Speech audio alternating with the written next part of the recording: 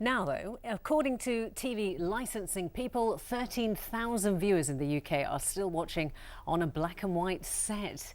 In fact, they say they're issuing as many non-colour licences today as they did when television first started back in 1946. Of course, there was a time when all programmes were in black and white, and a new DVD from the Lincoln-based Media Archive for Central England charts the history of local news in the Midlands. In the second of his 3 reports, Andy Bevan picks up the story in the late 1960s. ATV Today first hit our screens on October the 5th, 1964, a merger of the nightly Midlands News Bulletin and the weekly Midlands Montage features slot. 5 years later, a brand new studio complex called ATV Centre opened in the heart of Birmingham, hailed as the most advanced in Europe. Even so, news reports were still shot on film and edited by cutting and splicing the shots together with sticky tape, like so, and then compiling them onto reels like this ready for transmission. So what was new? Well, in a word, colour.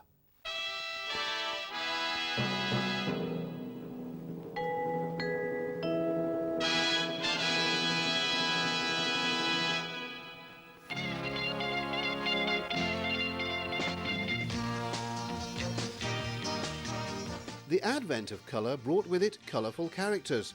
Presenter Derek Hobson, relaxed, chatty and always ready with an ad-libbed one-liner.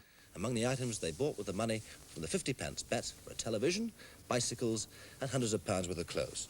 Why not enjoy yourselves? Peter Green was an old-school wordsmith with an unrivalled knowledge of the region's history. Alan Jones, an agricultural reporter who eventually became a farmer himself. And Peter Plant, a former barrister whose political interrogations struck fear into Midlands MPs of all parties. And the man who hired them all was programme editor Bob Gilman.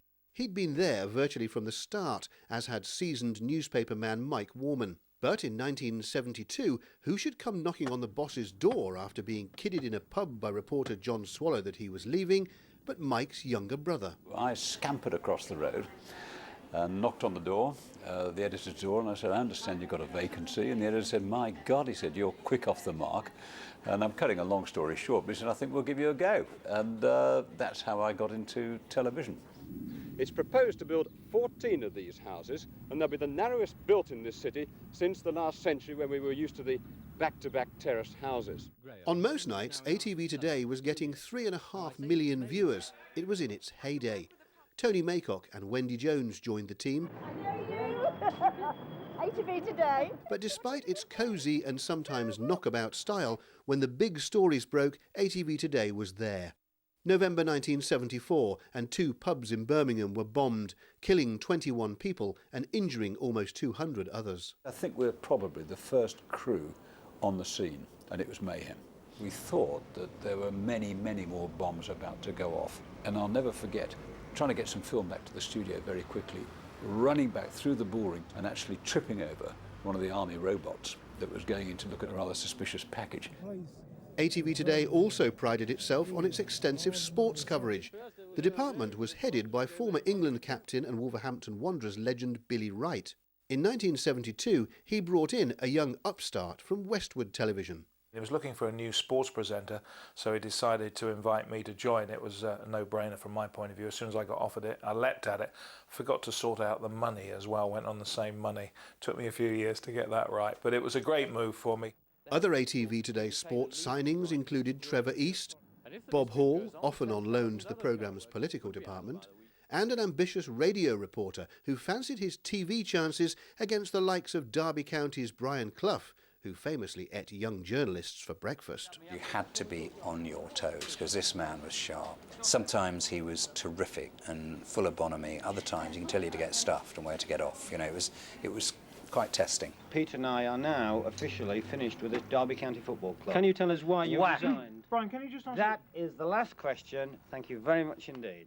In 1978, Derek Hobson hung up his famous kipper ties and said farewell to ATV Today, sent on his way with a smile and even a smirk. You don't want me to come on with a drab old tie like that awful thing you've got round your neck, John?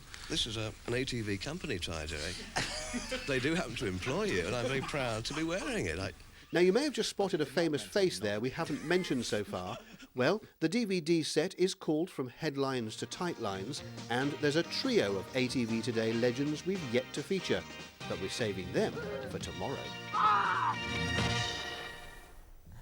Wow. Brilliant. Some fantastic stuff in there. Yes. Actually, Tony Maycock, one of the reporters we saw in that piece there, I went out on work experience with him on one of my first days here, before I got a job here, years and years and years ago. And he said, the only thing you have to know is that we had some idiots through here on work experience. He said, but I've sussed you out and you're kind of all right.